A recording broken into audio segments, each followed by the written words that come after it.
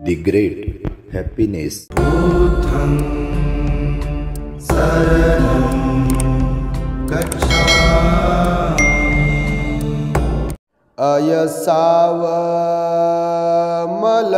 समुत्थितं तदुत्थाय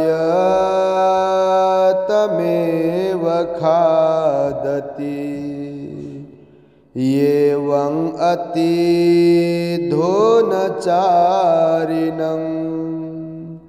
सककम्मानि नयन्ति दुर्गतिं।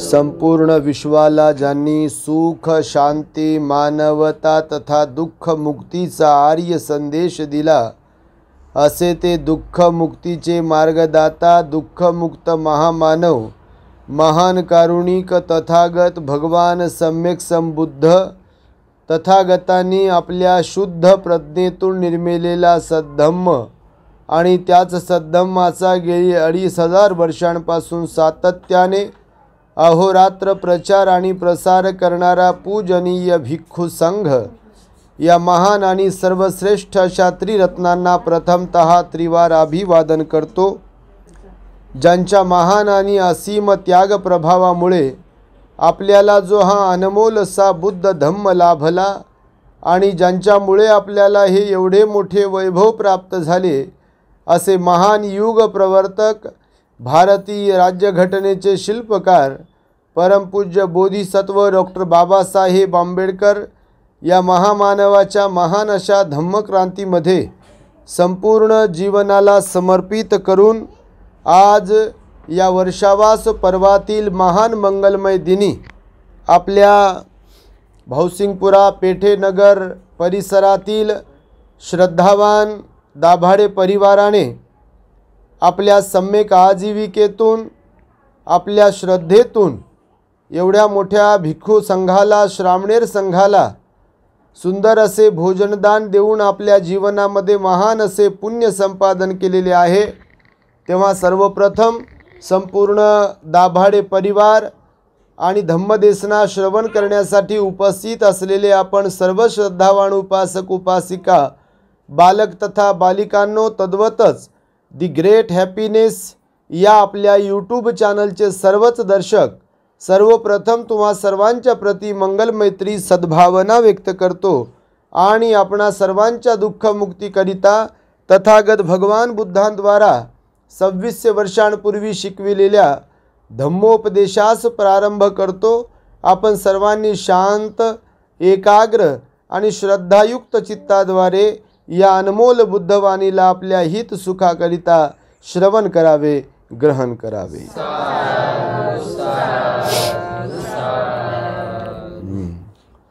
तर बघा, रोज आणि रोज वेगवेगळ्या ठिकाणी, वेगवेगळ्या एरियांमध्ये आम्हा भिक्खू संघाला, श्रामणेर संघाला लोक अत्यंत श्रद्धापूर्वक भोजनदान देऊन महान असं पुण्य संपादन करीत आहेत। भगवान बुद्धांनी 2600 वर्षांपूर्वी दानाचं महत्त्व, दान कसं द्यावं, दान कुणाला द्यावं, दान काय द्यावं, दानदात्यांचे प्रकार किती, कोणता दानदाता श्रेष्ठ आहे, कोणता दानदाता कनिष्ठ आहे, या संदर्भातील विविध उपदेश अनेक ठिकाणी दिलेले आहेत। बौद्ध साहित्यात ते आपल्याला आढळून येतील। अभ्यासाने धम्मदेसनांच्या माध्यमातून सुद्धा आपण ते श्रवण करीतच असाल। तेव्हा भगवान बुद्ध म्हणतात की आपण जे काही कर्म करत असतो त्या प्रत्येक कर्माचा परिणाम आहे। फक्त या जगतामध्ये काही लोक कर्माला मानणारे आहेत आणि काही लोक कर्माला न मानणारे आहेत। काही लोक नशिबाला मानणारे आहेत आणि काही लोक कर्माला मानणारे आहेत। बऱ्याचदा व्यावहारिक जीवन जगत असताना पदोपदी लोक काही झालं की लगेच बोलतात, बघा नशिबात असं होतं, नशिबानं व्हायचं काय व्हायचं ते, आणि कोणी म्हणते फक्त किंवा जे काय होते ते कर्मानंच होते। भगवान बुद्धांनी मात्र 2600 वर्षांपूर्वी नशिबाला सांगितलेलं नाही आहे, दैववादाला सांगितलेलं नाही आहे।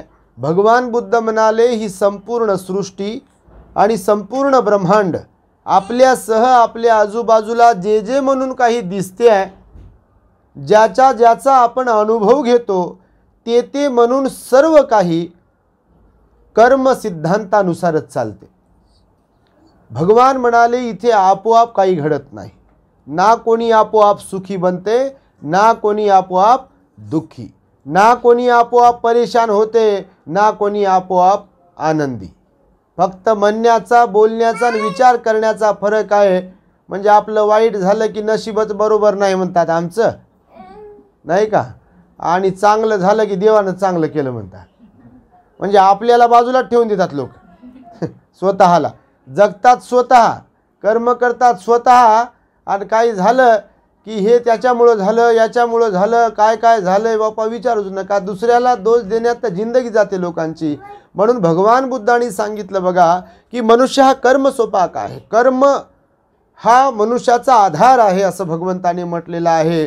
कर्मानुसारच त्या मनुष्याच्या जीवनामध्ये सगळ्या गोष्टी उद्भवत असतात. म्हणून पुण्याचाही परिणाम आहे सुखकर आणि पापाचाही दुःखद परिणाम आहे असं भगवंताने सांगितलं आहे. कर्म करणारी व्यक्ती कोणीही असो, पण भगवान बुद्ध म्हणाले कर्माचा परिणाम आहे, हे आपण पहिली गोष्ट डोक्यात ठेवलं पाहिजे.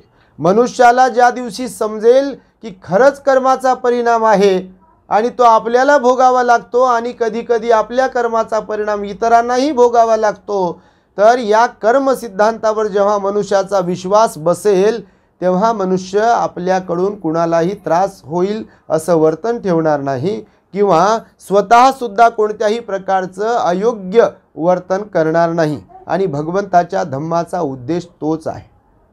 तुम्ही बुद्ध आणि त्यांचा धम्मग्रंथ वाचत असाल, दाभाडे परिवाराकडे बघा मिलिंद प्रश्न नावाचा ग्रंथ ठेवलेला आहे, बुद्ध आणि त्यांचा धम्मग्रंथ ठेवलेला आहे. सुंदर असं पूजास्थान आहे, परमनंटली पूजास्थान आहे. असं पूजास्थान प्रत्येक बौद्ध व्यक्तीच्या घरी असायला पाहिजे. तुम्ही तुमचे इतर समाजाचे मित्र मैत्रिणींकडे कधी जात असाल, तुम्हाला कधी ते बोलवत असतील किंवा तुम्ही कधी जात असाल, तर तुम्हाला त्यांच्या घरामध्ये पूजाघर पाहायला भेटत असेल. भेटते की नाही? असं एकही घर नाही आहे की ज्यांच्या घरी पूजाघर नाही आहे, पण त्याच्यात आपला अपवाद आहे फक्त बस. आम्ही फिरतो लोकांच्या घरी, घर टोले जंग असते, बिलकुल टी व्ही मोठाच्या मोठा असतो, टी व्हीसाठी जागा सोडलेली असते बरोबर, आर्किटेक्टला सांगून बरोबर टी व्ही कुठे असावा, मग टीपॉय कुठे ठेवायचा आहे, नाही का, डिनर टेबल कुठं ठेवायचा आहे, खुर्च्या कुठं ठेवायच्यात, सोफा कुठं ठेवायचा आहे, बेड कुठं ठेवायचा आहे, मास्टर बेड कसा असला पाहिजे आणि कोणकोणता लेकरांचा बेड कसा असला पाहिजे. आता गृहप्रवेशाला लोक बोलवतात आणि मोठेपणानं सांगतात, म्हणून हे सगळं आम्हाला माहीत होते बरोबर. सगळ्या गोष्टींचा विचार करतात, सगळ्या गोष्टींची प्लॅनिंग होते लोकांची. एकच प्लॅनिंग राहून जाते, ती म्हणजे घरामध्ये पूजा घर असावं की नाही, आणि असावं तर कुठे असावं, ते कसं असावं हेच राहून जाते. हालाकी जर बनवलं असं तर याला काय 1-2 लाख रुपये लागले असतील का? का मग याला किती लागले असतील पैसे? लागून काय पार्टी लावली अशी एक मस्तपैकी, पण त्याला डेकोरेट कसं केलं बघा तुम्ही, मस्तपैकी आलं, त्याला अट्रॅक्टिव्ह दिसेल बघा ते. आणि मला पण आल्यावर मी जिथे कुठे आम्हाला हे दिसते, घरात गेलो तरी असा हात जोडा वाटतात कोणाची, ते जर व्यवस्थित मांडलेलं असेल. नाही तर बापा कपाटावर मूर्त्या ठेवलेल्या असतात, कपाट मोठं भारीचं असते हो, आणि त्या मूर्त्या कळकटलेल्या त्याला कधी काढतात, लग्नातच काढतात की काय असं वाटते कधी कधी. ठेवून दिल्यात मूर्त्या बस अशाच. तर भगवान बुद्धांनी सांगितलं की आपल्या घरामध्ये आपण धार्मिक असायला पाहिजे. आणि त्यामुळे मी आपल्या लोकांना नेहमीच असं थोडंसं रोखठोकच बोलतो मी, म्हणून सगळ्यांनाच काय आवडत नाही करुणानंद भंतेजी, आणि मला त्याचा काही फरक पडत नाही. म्हणून आपला नारा ठरलेला आहे, कोणी वंदो अथवा निंदो, गणित आपलं जे आहे आपण ते चालू ठेवतो. म्हणून बघा असं पूजाघर असायला पाहिजे. घर कितीही मोठं असून चालत नाही. आता मी आमच्या मुलांना बोललो श्रामनेरांना येताना की आपण किती ज्ञानी आहोत, जीवन जगत असताना आपण किती ज्ञानी आहोत, किती डिग्र्या घेतल्या, किती शिक्षण घेतलं, किती प्रॉपर्टी कमवली आहे, हे फारसं महत्त्वाचं नाही आहे जीवन जगत असताना जर सुखाची अपेक्षा करत असाल तर. पण सर्वात महत्त्वाचं जर काय असेल तर आपला स्वभाव कसा आहे, आपलं आचरण कसं आहे, किमान आपल्या घरातल्या लोकांशी वागताना बोलताना आपण कसे वागतो बोलतो, समाजाबरोबर वावरत असताना आपण कसे वागतो बोलतो, कर्म आपण कोणते कसे करतो, हे अत्यंत महत्त्वाचं आहे. श्रीमंतीमुळे माणसांची ओळख होत नाही. असे तर लय आले न लय गेले, आले न गेले की नाही.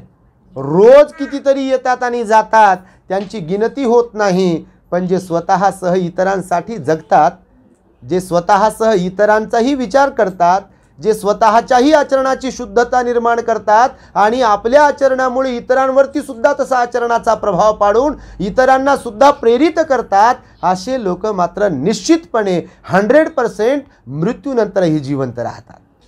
त्यांची संख्या भलेही कमी असते, पण फार मोजकेच लोक असतात की मेल्यावरही ते नगरापुरते का होईना, गावापुरते का होईना, तालुक्यापुरते का होईना, शहरापुरते, राज्यापुरते का होईना, देशापुरते का होईना, किंवा एखाद्या कुटुंबापुरते का होईना, ते जिवंत राहतात मेल्यावर देखील. बघा,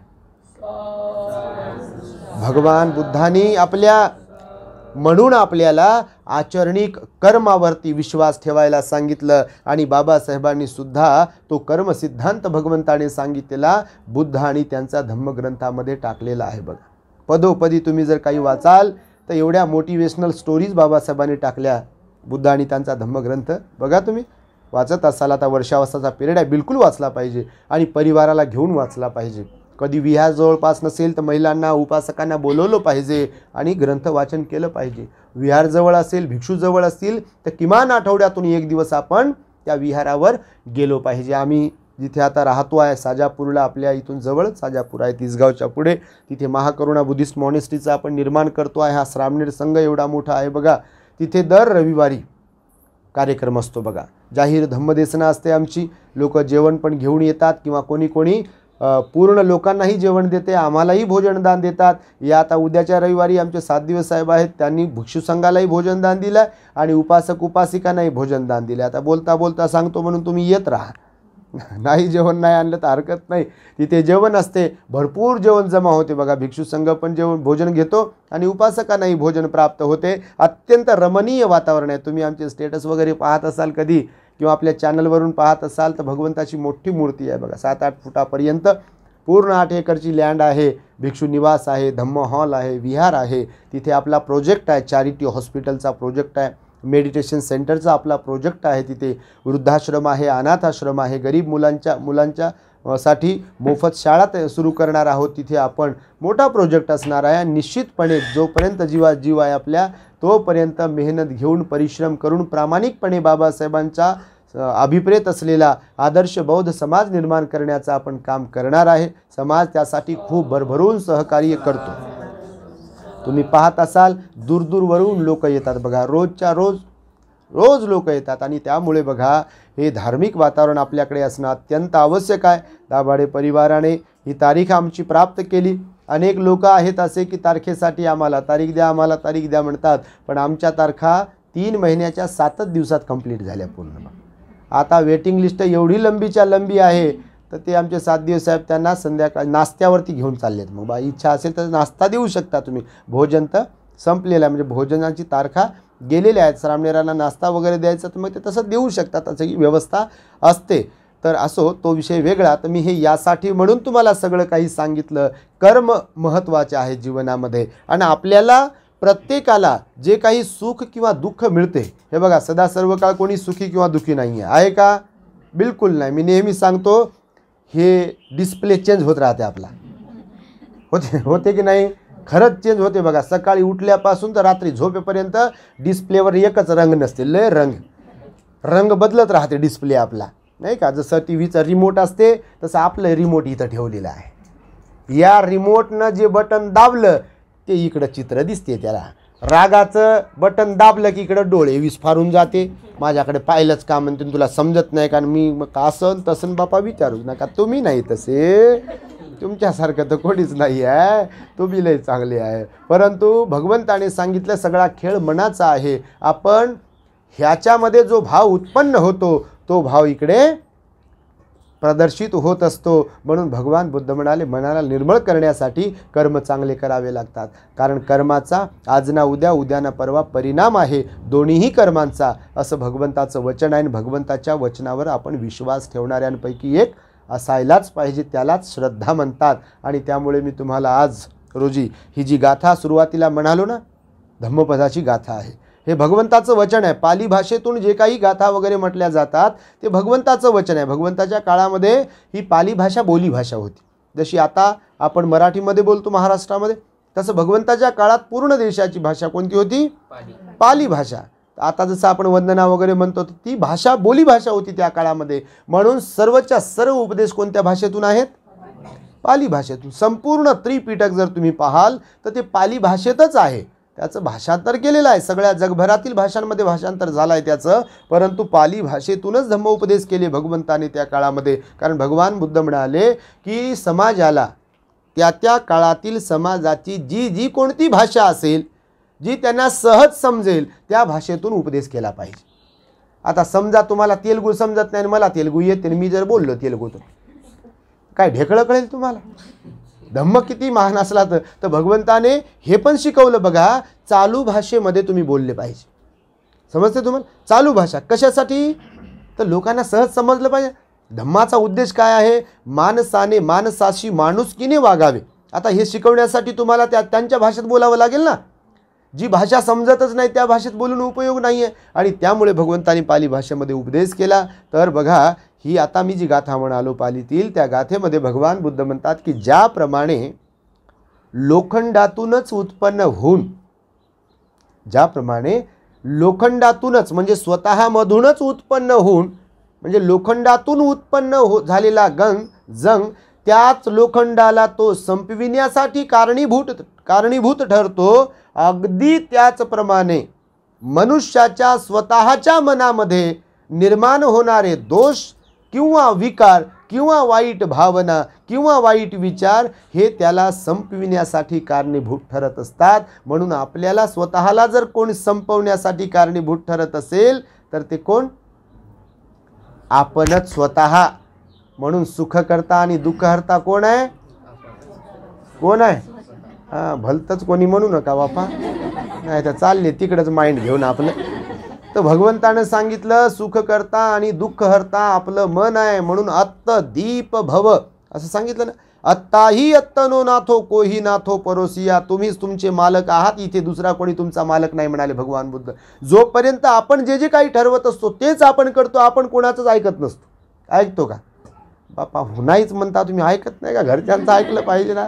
पण ॲक्च्युअलमध्ये भगवंतानं सांगितलं आहे आपण कोणाचं ऐकत असतो? खरंच आपल्याच मनाचं ऐकत असतो. लाख जग आपल्याला काय सांगत राहील. आता समजा हे भंतेजी झाले, आता माझं सांगणं यांना कर्तव्य आहे किंवा बुद्धाने असं शिकवलं आहे, बुद्धाने तसं शिकवलं आहे, संयमाने राहिलं पाहिजे, संयमाने वागलं पाहिजे, सील पालन केलं पाहिजे वगैरे वगैरे.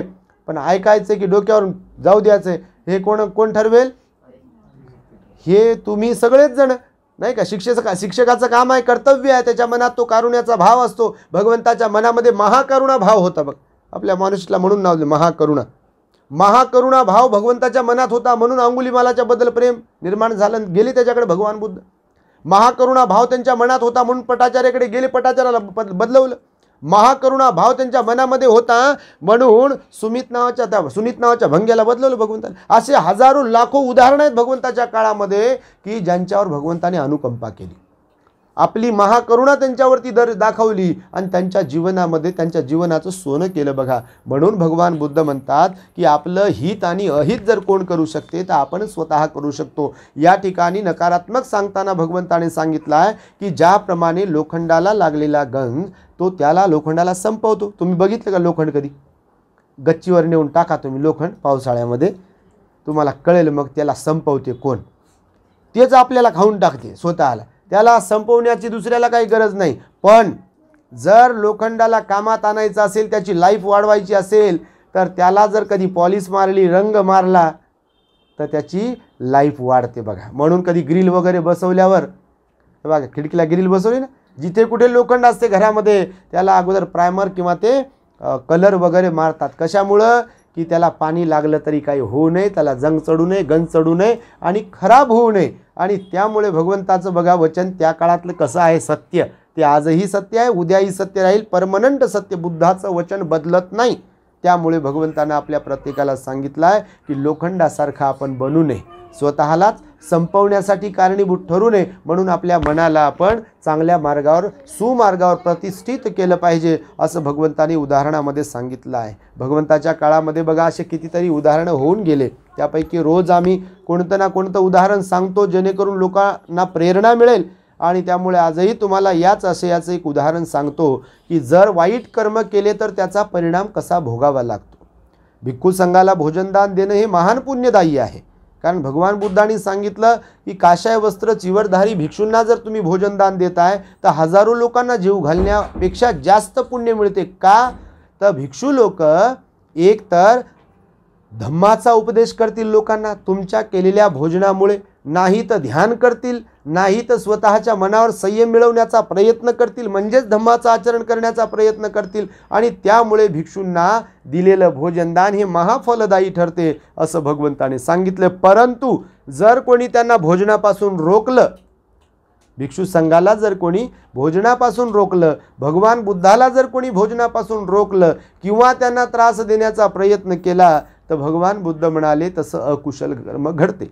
जसं गरु कर्माच्या बाबतीमध्ये आम्ही आपल्या दी ग्रेट हॅपीनेस चॅनलवर शिकवलेलं आहे. कर्म काय असतात तुम्हाला जर माहीत करून घ्यायचं असेल तर आपल्या चॅनलला सबस्क्राईब करा. हे पण तुम्हाला मी सांगतो, रोज घरात प्रवचनं लावत राहा. तुम्ही तर ऐकतच असाल, बऱ्यापैकी लोक ऐकतात प्रवचन. आज संपूर्ण महाराष्ट्र काय महाराष्ट्राच्या बाहेरचेही लोक प्रवचन ऐकतात, आपल्या परिवारामध्ये बदल करून घेतात. तुम्हीसुद्धा घर बसल्या आपल्याकडे अँड्रॉईड फोन असतो, कोणत्या मालिका, सिरियल, चित्रपटन, रिकामे गाणे, डोकं खराब करणारे ऐकण्यापेक्षा आणि पाहण्यापेक्षा, घरदार लेकरं बाळं ते पाहू पाहू ऐकू ऐकू वाया घालविण्यापेक्षा भंतेजी लोकांचे प्रवचन ऐका. टी व्हीला मोबाईल कनेक्ट करण्याची सुविधा निघाली आहे आता.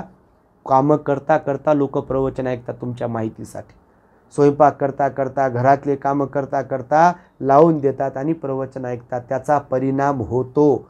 भगवान म्हणाले चांगलं ऐकण्याचा चांगला परिणाम होतो आणि वाईट ऐकण्याचा होईल की नाही?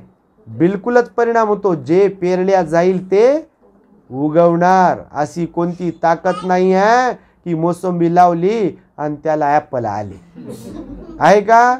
म्हणून प्रत्येक गोष्टीचा जशाच तसा परिणाम आहे. ते कोणी असून कोणी ती कर्म करो.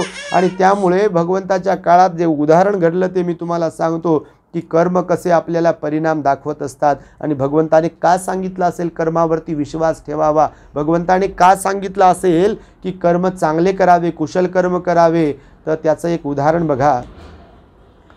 भगवंत जेव्हा बुद्ध होण्याच्या अगोदर सिद्धार्थ गौतम बोधिसत्व होते, गृहस्थ होते. 29 वर्षाच्या आयुष्यापर्यंत गृहस्थ होते. बरोबर, माहिती आहे तुम्हाला? बुद्ध आणि त्यांचा धम्मग्रंथ वाचा तुम्ही. किती वर्ष? 29 वर्षाचे तरुण झाले तोपर्यंत ते गृहस्थच होते. म्हणजे बोधिसत्व, गृहस्थ म्हणजे असे सर्वसामान्य नव्हते, बोधिसत्व होते. ते बुद्ध होणारी व्यक्ती होते. ती एक प्रोसिजर आहे, असंच नाही आहे. तर त्यांचं लग्न झालं यशोधरा मातेशी. बरोबर आहे? कोणाचं? सिद्धार्थ गौतमाचा विवाह कुणाशी झाला होता? यशोधरा. देवदह नगरीला सुप्रबुद्ध नावाचे राजे होते, जे की यशोधराचे वडील होते. आणि जेव्हा मग सिद्धार्थ गौतमाने गृहत्याग केला तेव्हापासून त्यांचे जे सासरे होते त्यांच्या मनात त्यांच्याबद्दल राग निर्माण झाला. आणि साहजिकच आहे, आजही कोणता एखादा जावई लेकीला नीट सांभाळत नसेल तर सासरे बुवा आणि सासू बुवा जावयाला म्हणत नाही तुमची आरती करू का मी, येता का पुरणाच्या पोळ्या करून देऊ का मी तुम्हाला, म्हणते का? कोणी म्हणेल का? कसं म्हणेल? कोणाच्या लेकीला कोणी त्रास देत असेल तर कसे म्हणतील? हो, परेशान असतात. कारण प्रत्येकाचा आपापल्या लेकरांमध्ये जीव असतो. भलेही ती लेक कोणाची सून असेल आणि तिच्या सासूबाईला आणि सासऱ्यांना तिच्याबद्दल काही वाटत नसेल, पण तिच्या आई वडिलांना तर तिच्याबद्दल कनवळा असायलाच पाहिजे, असतोच. पुन्हा जे तिकडे मी नेहमी महिलांना सांगत असतो की मुलगी मुलगीच आहे, पण आपली मुलगी दुसऱ्याच्या घरी गेली तर तिकडे अपेक्षा अशी आहे की तिचे सासू सासरे चांगले राहावेत, चांगले वागावेत माझ्या लेकीसोबत. आणि आपल्याकडे दुसऱ्याची जी लेक आली तिच्याबद्दल तसा विचार नसतो बघा. हा एवढा चमत्कार आहे, म्हणजे खरं तर आश्चर्य. मी तर म्हणतो बापा, 8वं आश्चर्य हेच आहे की काय या जगातलं, की महिलांना समजत कसं नसेल. एकीकडे आपल्या लेकीसोबत तिच्या सासू सासऱ्यांनी व्यवस्थित वागावं, तिच्या नवऱ्याने व्यवस्थित वागावं, तिच्या घरी सर्व व्यवस्थित असावं अशी अपेक्षा करतात आमच्या आया. आणि दुसरीकडे दुसऱ्याची लेक सून म्हणून आपल्या घरी आली आणि तिचा जाच करायचा. तुम्ही नसाल करत बापा, तुम्हाला म्हणत नाही, तुमच्यासारखं तर कोणीच नाही. हे एक गणित महिलांना काच कळत नसेल, म्हणजे सर्वच नाही, अपवादात्मक म्हणतो, नाही तर पुन्हा म्हणायच्या बापा भंतीजीला कोण बोलवलं इथे. पण पळसाला 3च पान आहे, म्हणजे याचा अर्थ असा नाही की म्हणून पुरुषांची पाठ थोपटवतो, बिलकुलच नाही. पुरुषही बिघडलेले आहेत काही काही भयंकरच. घरात कधी कधी स्त्रिया चांगली घराची घडी नीट करण्याचा प्रयत्न करतात आणि हे दारू पिऊन.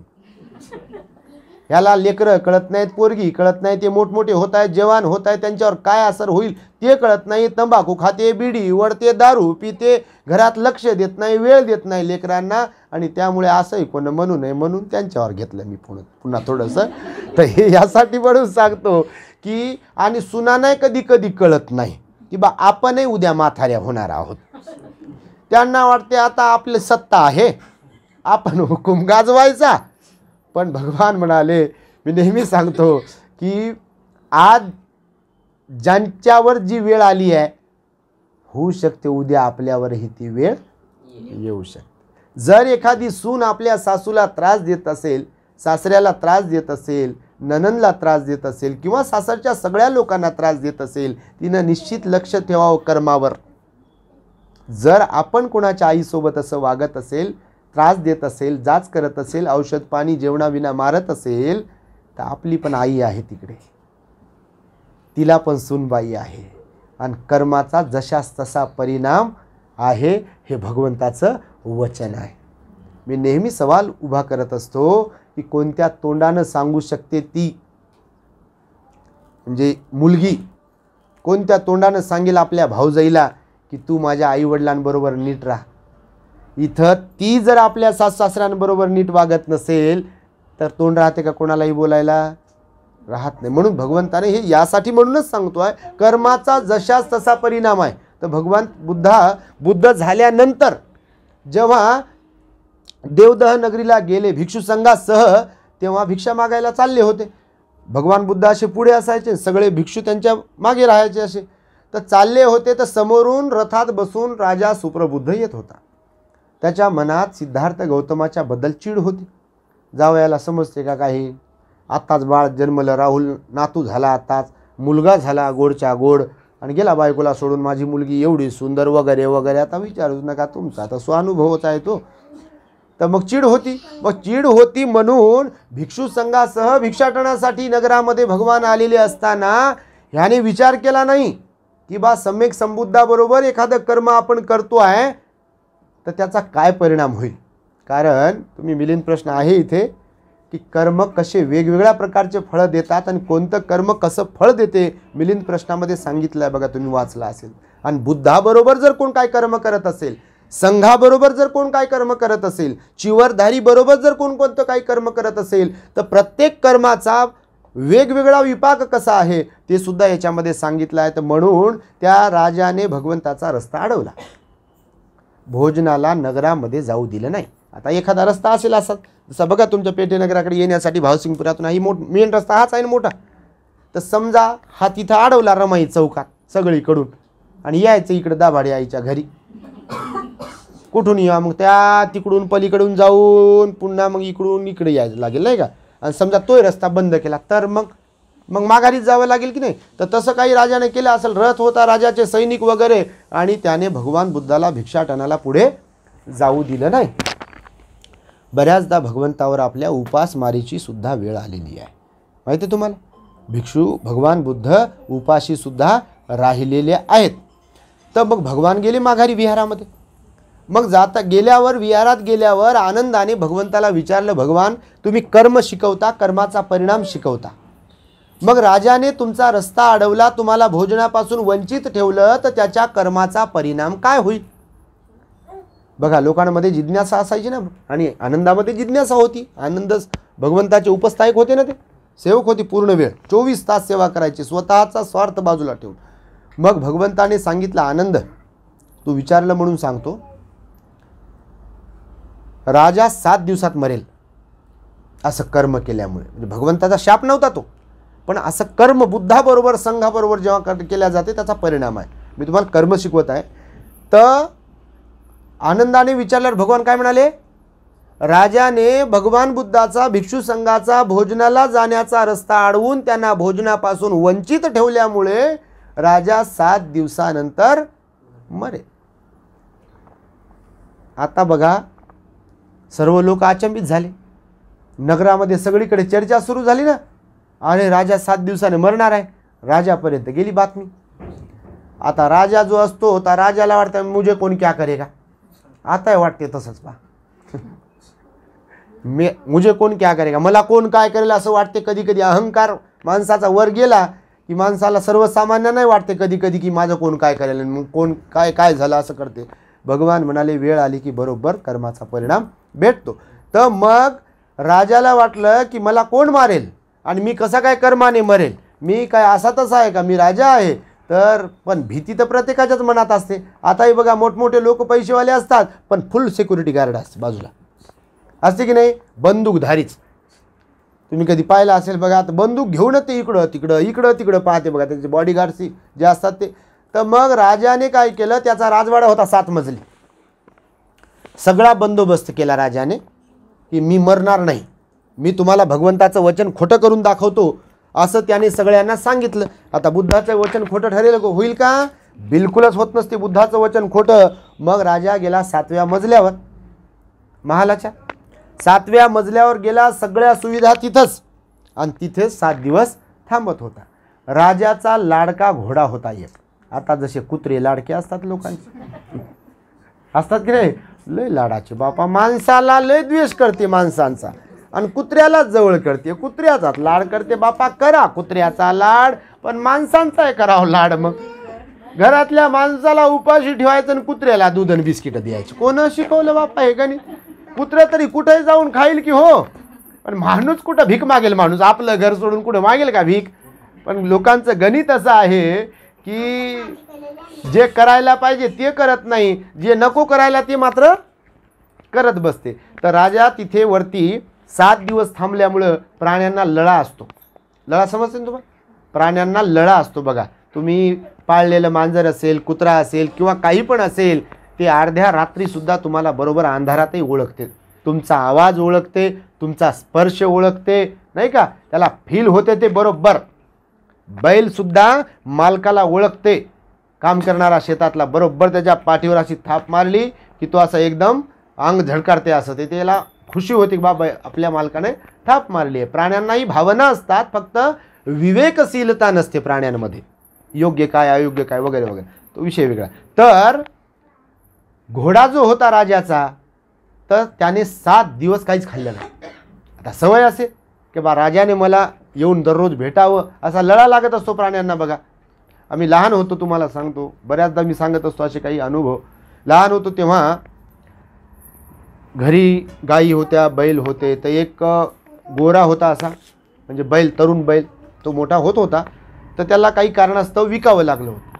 तर ते विकण्यासाठी वडिलांनी घेऊन गेले दुसरीकडे आणि दुसऱ्याच्या शेतात त्या खुंट्याला त्याला बांधलं. मी लहान होतो, मी लहान असताना सुद्धा मी त्याच्या पकडायचो, त्याच्या अंगावर खेळायचो त्या गोऱ्याच्या. मी पण सोबत होतो वडिलांच्या जाताना. त्या गावाजवळच गाव होतं, तिथे तो विकला.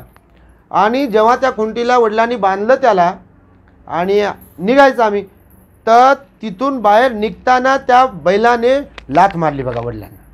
तर तेवढा मोठा होईपर्यंत कधी त्याने लाथ मारली नाही, कधी त्यानं असं हे केलं नाही, डिवचलं नाही, कधी काहीच नाही. एकदम मी लहान असताना देखील आम्ही पण जायचो, खेळायचो.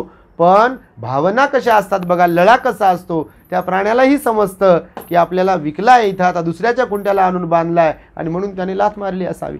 तर हे सांगतोय यासाठी की तो घोडा जो होता राजाचा, त्याने 7 दिवस काहीच खाल्लं नाही. राजा दिसत नव्हता म्हणून तो सैरभैर झाला आणि नंतर मात्र 7व्या दिवशी तो एकदम आपली दोरी वगैरे तोडून एकदम किंचाळत होता, इकडे तिकडे नुकसान करत होता. राजाचा पण जीव लागत नव्हता तसा, पण भीतीपायी बुद्धाचं वचन खोटं करण्यासाठी म्हणून 7व्या मजल्यावर राजा जाऊन बसला होता. पण घोडा खालीच होता बांधलेला आणि तो एकदम आवाज करत होता, इकडे तिकडे नुकसान करत होता, म्हणून राजाला पण राहवलं नाही. तो लगेच आपल्या त्या बाल्कनीच्या तिथे येऊन असं पाहण्यासाठी धावत आला. मोठा हॉल असेल, त्याचा महल असेल ना मोठा, तो धावत आला बाल्कनीतून, पाहू दे मला काय झालं काय नाही, घोडा काय असं करतोय, ओरडतोय वगैरे. धावत धावत येताना त्याचा तोल गेला आणि बाल्कनीतून राजा खाली पडला आणि मेला. बुद्धाचं वचन सत्य ठरलं बघा 7 दिवसानंतर. हा काही बुद्धाचा शाप नव्हता, पण भगवान बुद्ध म्हणाले की कोणाबरोबर कोणते कर्म करतो ह्याचा परिणाम होतो. मी हे सांगतो यासाठी की भिक्षू संघाला दिलेलं जे भोजन आहे ते महान फलदायी आहे. उगीचच कोणी भिक्षू बनत नाही.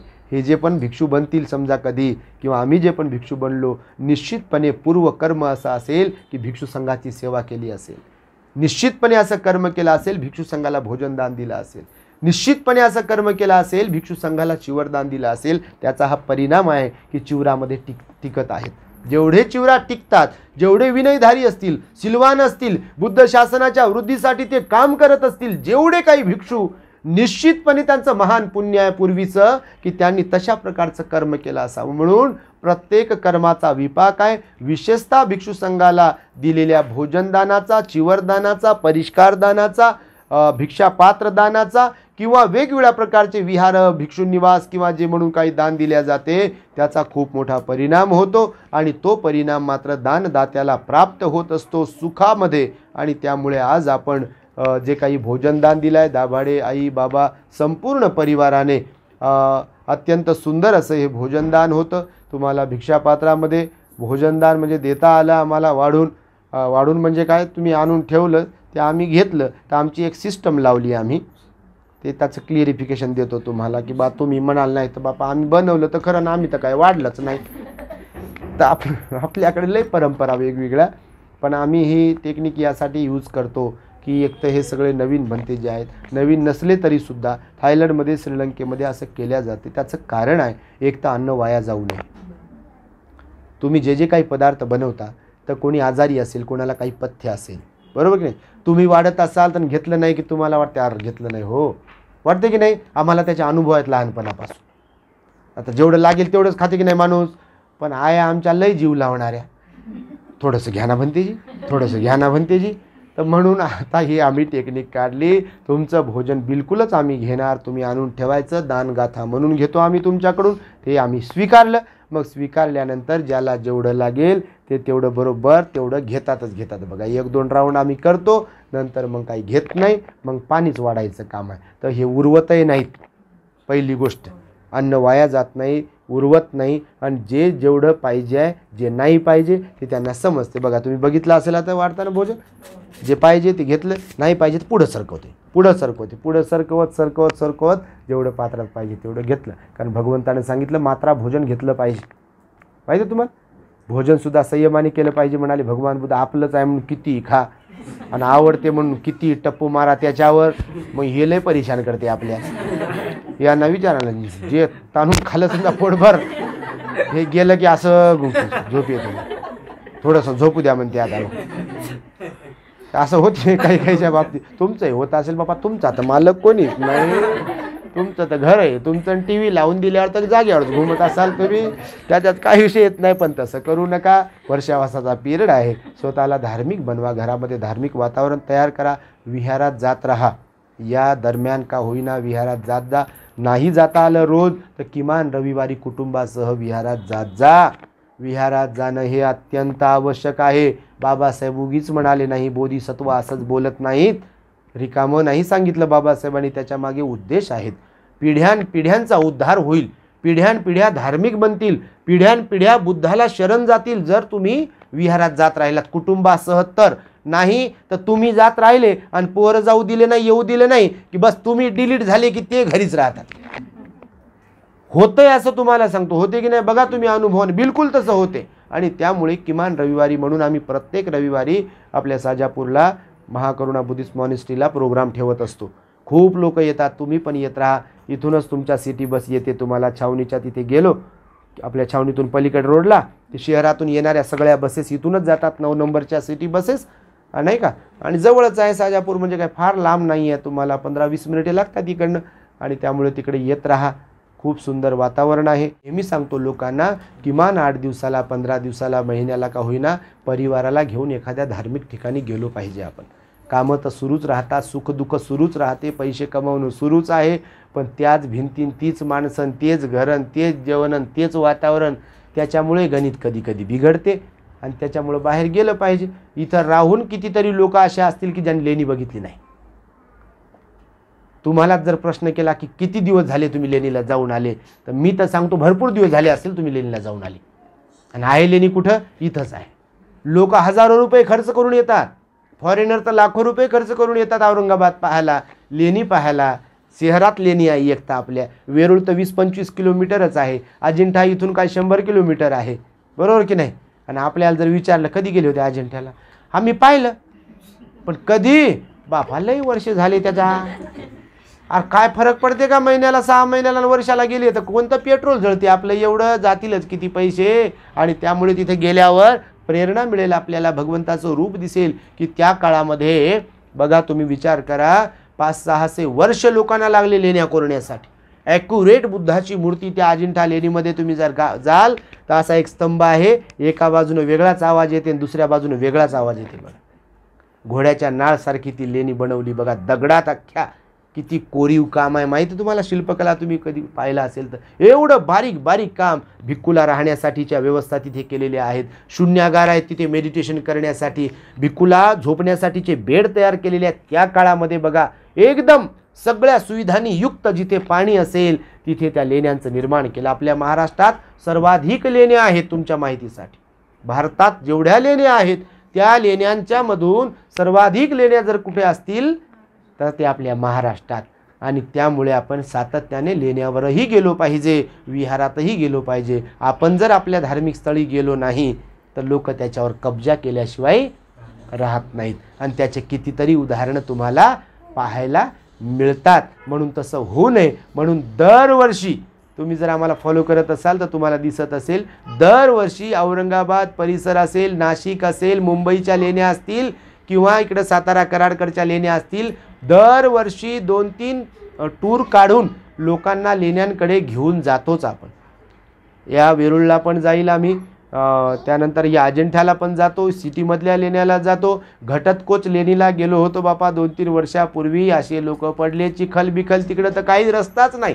तुमच्यापैकी कुठं आलं होतं माहीत नाही, पण 4 गाड्या होत्या बघा, बसेस. एवढी गर्दी, तोबा गर्दी होती अशी प्रचंड. पितळखोरा लेणीला पण मागच्या वर्षी 4 गाड्या होत्या, तुफान गर्दी. लोकांनी जेवण आणले आणि आम्हालाही दिले, लोकांनी खाऊनही जेवण उरले, एवढं जेवण होते बघा. आणि अत्यंत आनंद, एवढा आनंद, निसर्गात आनंदच होते बघा. खूप सुंदर वातावरण असते. म्हणून तुम्हालाही ही सूचना आहे की तुम्ही सुद्धा बाहेर पडत राहा, बुद्धगयेला जात राहा, दीक्षाभूमी नागपूरला जात राहा, चैत्यभूमीला गेलो पाहिजे. हातपाय जोपर्यंत चांगले आहेत तोपर्यंत फिरायलाच पाहिजे बघा.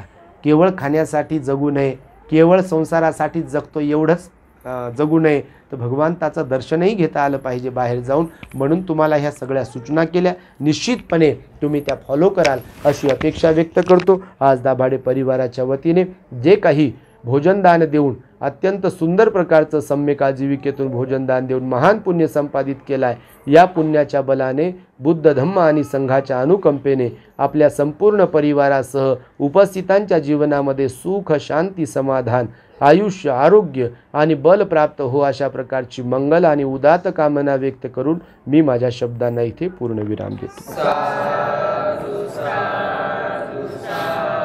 भवतु सर्वमंगलं, रक्षन्तु सर्वदेवता, सर्वबुद्धानुभावेन, सदा सुखी भवन्तु ते. भवतु सर्वमंगलं, रक्षन्तु सर्वदेवता, सर्वधर्मानुभावेन. सदा सुखी भवन्तु ते भवतु सर्वमङ्गलं रक्षन्तु सर्वदेवता सर्वसङ्घानुभावेन सदा सुखी भवन्तु ते।